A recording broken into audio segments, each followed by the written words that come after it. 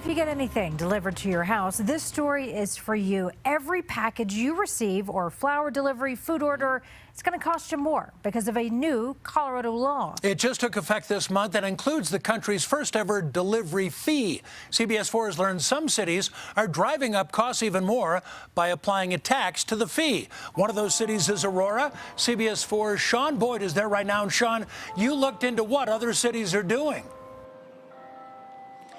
The Colorado Municipal League is trying to get a handle on how many cities are doing this, Jim, but it could be up to 69, including some of the biggest cities like Denver, Colorado Springs, Fort Collins, Boulder.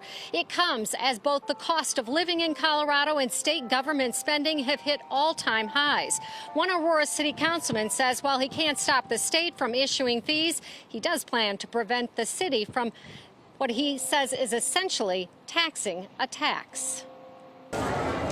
As inflation soars to more than 9%, the last thing anyone needs is higher fees on top of higher prices. But a new state law that took effect this month adds hundreds of millions of dollars in new fees, including a 27-cent fee on anything you get delivered. Adjusted annually for inflation. At a meeting of the Legislative Tax Simplification Committee, the Department of Revenue explained the retail delivery fee.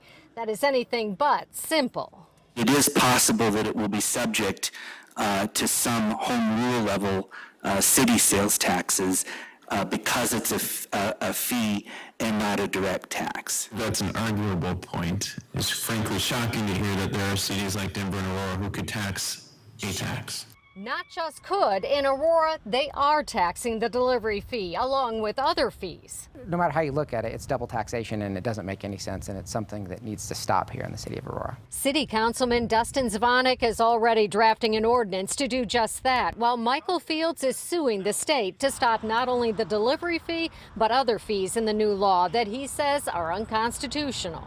People wanted to be able to vote on big fee increases, and they're not getting that opportunity with the biggest fee increase in Colorado history. The legislature delayed one of the fees, 2 cents on a gallon of gas, at the request of the governor. Fields says it's not enough. If the governor's going to say 2 cents is a big deal, then 27 cents or 30 cents is a much bigger deal. At the end of the day, it's consumers who are going to pay more as a result of all of these new taxes that are being hidden as fees. Zvonek says he just found out the city tax fees, and he has asked the city's tax and licensing division how many fees it taxes and how much money that amounts to.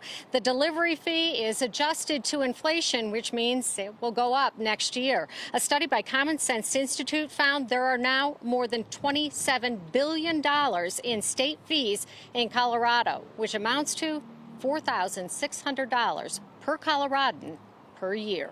Live in Aurora, Sean Boyd covering Colorado First.